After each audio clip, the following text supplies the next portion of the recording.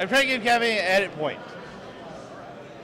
Pocky D here, still with Austin's, try that again. Pocky D here at Otherworlds Austin 2016 with Matt Lohr, co-author of Dan O'Bannon's Guide to Screenplay Structure. And now Matt, Matt, your book is awesome. Thank you. You actually helped finish it off. Yeah. Or finish it up, I should say, not off. That sounds weird. We're weird. But explain what the book's about and who was also part of it and wrote it. Well, I co-authored the book with Dan O'Bannon. Dan O'Bannon is the screenwriter behind Alien, the original Total Recall, wrote and directed Return of the Living Dead, worked on Heavy Metal, worked on Blue Thunder, a lot of really well-known, great genre films. I met him when I was in graduate school, and he was working on this book on screenplay structure, how to put a story together, how to make conflict and character drive your narrative forward. And he was looking for somebody to help him with the book. I volunteered. I worked with him on the book for about 2 years. And then, unfortunately, Dan's health took a turn for the worse. He passed away in 2009. And about a year later, his wife, Diane, contacted me and said, we have a publisher interested in the book, but it's not 100% yet. Can you put this to bed? So I spent another 8 months to a year prepping the manuscript, getting it ready, and it came out in 2013. And it's been a big success since then. Yeah, so very well.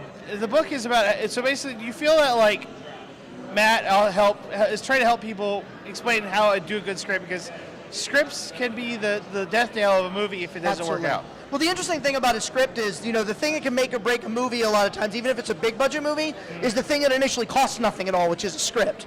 And Dan's premise is, I can't teach you how to write. I can't teach you how to be a good writer, but I can teach you how to put together a story that hits the beats it needs to hit and pays off properly. He says you can basically take, he said, I'm not saying you can turn a sow's ear into a silk purse, but you can turn a sow's ear I don't want to watch into a sow's ear I do want to watch, with a story that pays off. And he did some of the greatest sci-fi movies of all time. I mean, you listed what I would say is like quintessential DVD/Blu-ray owning material. You need to own Alien. Yeah, Heavy Metal, Aliens by itself. I mean, that is one of the greatest movies of all time. No argument there. Absolutely. And you mentioned Heavy Metal. Heavy Metal, the sequence with the bombers in Heavy Metal. Oh, that was spun off from a feature screenplay that Dan originally wrote called Gremlins. That they weren't able to get funding for because it was a period thing. They said it was going to be too expensive to do. But he's like, well, I can transpose this little bit of it into this little bit for Heavy Metal. So that's why he has one of the story credits on the film. And I love, and the fun thing is those scripts, those movies have translated through all of culture. And he's kind of very important, like you said. Also, Return of the Living Dead, and that was kind of, I mean, that's like one of the greatest zombie movies. I mean, Ed and Red can totally agree to that. They're like, no, they're headed back there. It's kind of ironic being here celebrating Dan and thinking about Return of the Living Dead, because I don't know if you know, a couple days ago we lost Don Calfa, who plays Ernie in Return of the Living Dead. Yeah, I saw that too. He passed away, so it's kind of sad. But Hugh Gallagher's still around and kicking. Yes, but I mean, like with all this and the script editing, do you think also anyone who's just not interested in writing scripts, but maybe?